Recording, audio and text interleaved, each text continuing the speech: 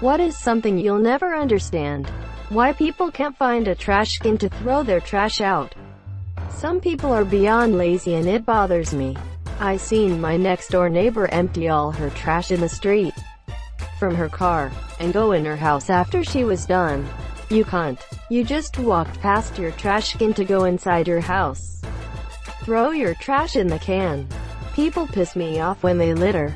Reddit karma. I know, who cares, right? Would you please stop summoning me? I'm trying to sleep. How someone who's supposed to love you can purposefully and repeatedly break your heart. You're too good for them and they know it. Why people care so much about the lives of celebrities. I get wanting to have a look at the lavish lifestyles. However, for the life of me, I'm never understand the obsession with the Kardashians. I totally agree. If I wanted to look at plastic, I would just search for documentaries of the sea. How computers work. Yes, I know some of the technical and scientific ideas behind it. But really just think about it. We shove two metal prongs into the wall where fast-moving electrons empower my PC to make a bunch of 0 or 1 decisions and voila! Out comes videos and photography and computer games and music. It's just a development of technology thing. It sounds crazy complicated because you didn't see it grow. If you look back to some of the really early computers, they're a bit easier to understand how they do what they do. Then add 40 years of making them smaller, more powerful and faster, and we get to today. Don't try to understand how a modern gaming PC works. Go back and watch some videos on 8-bit ones. That will give you the basic knowledge. Or research how a calculator works. That's just a very basic computer. It's still complicated as hell though. Computers were a genius invention. Why I can't put my elbow on the table when I'm eating? It has to do with sailing. The only way to eat on a boat is to put your elbows on the table to steady the plate from sliding around. This then turned to a stereotype about the lower classes eating this way when they returned from sea. The upper class wanted to differentiate from the lower class, so they stopped putting their elbows on the table. Discrimination against any race. Seriously, how do people think the color of one's skin affects their value as a human? It's not so much this person different therefore bad. It's more like a perception born of cultural differences and possible past histories. It's easy to just paint racism as some sort of irrational hatred for a stupid reason. But unfortunately, the reasons for people's racism is a lot more complex than that. Animal cruelty. WTF, would someone purposefully hurt an animal? Like that woman who duct taped a 4-month-old puppy's mouth. Why? How could she do that? I understand utilizing animals' hide for a jacket, if it is agreeable that the life of the animal was not being caged and stressed to the limit, and other parts of animal are used. In optimal case, the animals should be free but safe. Just as us people, we can afford and we owe that to the animals. But not everything is perfect. But I will never understand fur farms. They are like the one thing about humans that really messes with my head. How could anyone do something like that? Or Asian cultures where boiling animals alive is regarded as a joke, etc. It is like supporting the idea of destroying life. But those people that kill their own child or pets have mental disorder. It is proven in majority of the cases. How 2020 is going by so quickly despite being constantly reminded that we're in 2020. It seems like just yesterday was the middle of April.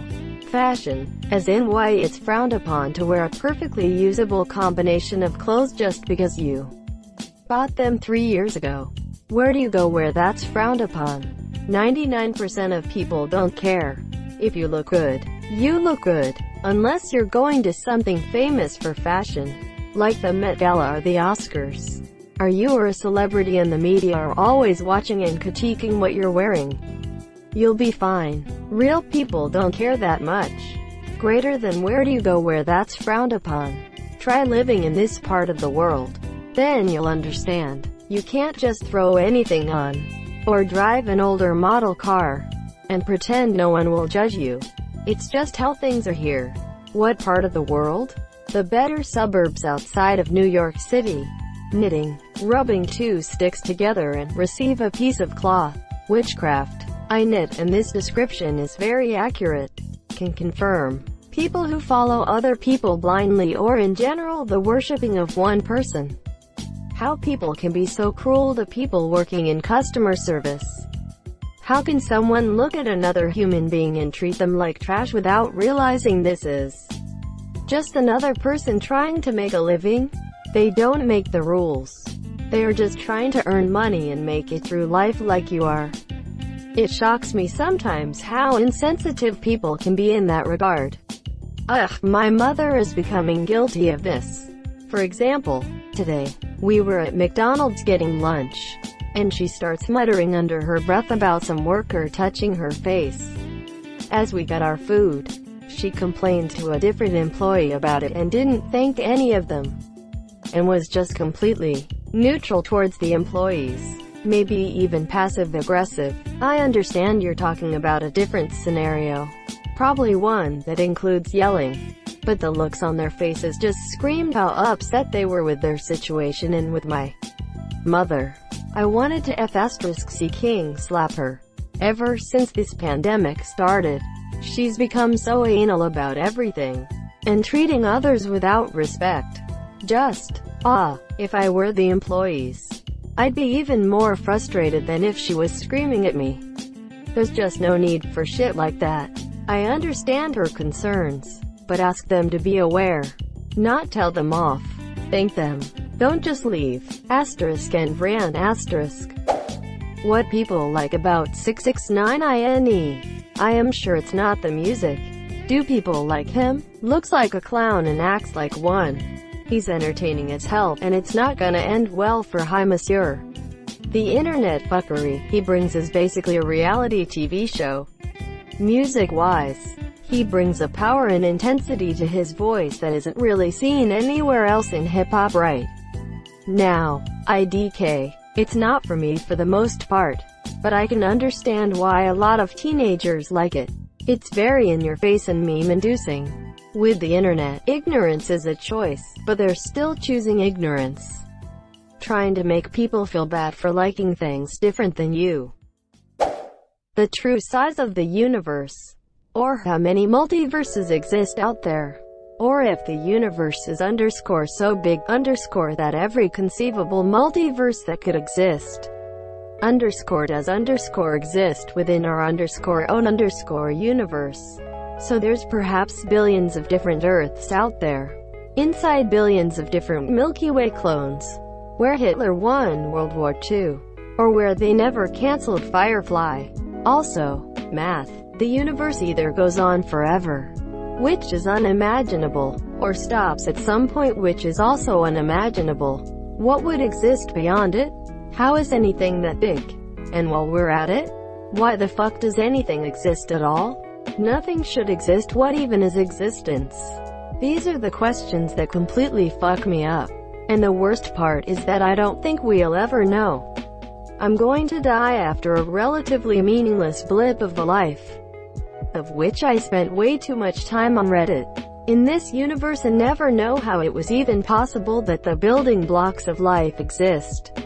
And everything gets so much more confusing when you add the concept of time into the game. What the fuckity fuck is time? I think it's so strange, but it's impossible for me to imagine a world without time. Just can't grasp my head around it. Oh yeah? Time gets really screwy outside of our Earth-centered concept of it. Anytime I start to get bored with the mundanity of life, I just think about the universe and black holes and shit, and I start to appreciate this boring, solid, dependable planet we live on. Eating ass, you nasty motherfuckers. And anal. I've never understood why so many people like it. Reality TV. Is it really exciting to watch people you'll never meet talk to each other? She used her shampoo without asking. Now they're mad at each other. Lol. I can't wait to see this every week for the next 4 months. Almost every one television show consists of people you'll never meet talking to each other. In most of them it is fictional people you'll never meet talking to each other. Do you not like any shows that have people you'll never meet talking to each other? Or is it only real people talking to each other you cannot understand? But fictional people, it makes sense to you? Middle or low middle income folks feeling the pull of, and then actually spending $50,000 to $100,000 on an elaborate wedding. Asking immediate family to pitch in from their savings. Ick. Taking a loan for a wedding. Ick. Hell. Even asking wedding guests to provide only cash gifts. Ick to the max. No better way to start a life together than in debt. Why people listen to, watch things on their phone without headphones in public spaces. If it's quiet, then it's not that annoying, but when some asshole starts blasting rap music on the bus. Why we all can't just get along. Newborns with cancer. Ugh. Definitely this. Just cannot. Cheating and why one cheats on a partner. Why people are still littering in 2020. Why we haven't started putting groups of violent extremists from every race into a huge arena together to let them fight to the death, thereby eradicating the racists and providing entertainment for the masses. Asterisk. I'd watch this. Asterisk. People who brag about one-upping or ripping someone off, but who then become enraged when they get held accountable to their actions. Or someone one-ups or pulls one over on them. Monsieur. People who just leave their shopping carts right in the middle of a parking spot. Just walk the 6 to 10 feet and bring it back to the appropriate cart park. Don't let it smash into other cars or block a parking spot. Why are people so lazy? That's why I love Aldi's system with the quarters. The shopping cart is the ultimate litmus test for whether a person is capable of self-governing. To return the shopping cart is an easy, convenient task and one which we all recognize as the correct, appropriate thing to do. To return the shopping cart is objectively right. There are no situations other than dire emergencies in which a person is not able to return their cart simultaneously. It is not illegal to abandon your shopping cart. Therefore, the shopping cart presents itself as the apex example of whether a person will do what is right without being forced to do it. No one will punish you for not returning the shopping cart. No one will fine you or kill you for not returning the shopping cart. You gain nothing by returning the shopping cart. You must return the shopping cart out of the goodness of your own heart. You must return the shopping cart because it is the right thing to do. Because it is correct. A person who is unable to do this is no better than an animal. An absolute savage who can only be made to do what is right by threatening them with a law and the force that stands behind it. The shopping cart is what determines whether a person is a good or bad member of society. People who sexually abuse children. I cannot fathom the mindset of someone who does that. How do they justify their actions to themselves? And why do we have such lax sentencing for abusers? It should be an automatic life sentence, because the victims have to spend the rest of their life dealing with the psychological trauma. This is hard to think of and accept without being totally grossed out by it or disgusted, which I personally am as well. But from what I've read in the past, it is because some just can't help it. As in, they are sexually attracted to a very specific age group, aka pedophiles who have a type. Just like some men prefer to date older women, for example, and others just do it for the power and control of a more vulnerable group of people. And that happens to be in a lot of cases, children. An example of that would be a heterosexual Catholic priest that abuses young boys. It's about taking advantage from a position of power, and taking what is available to you.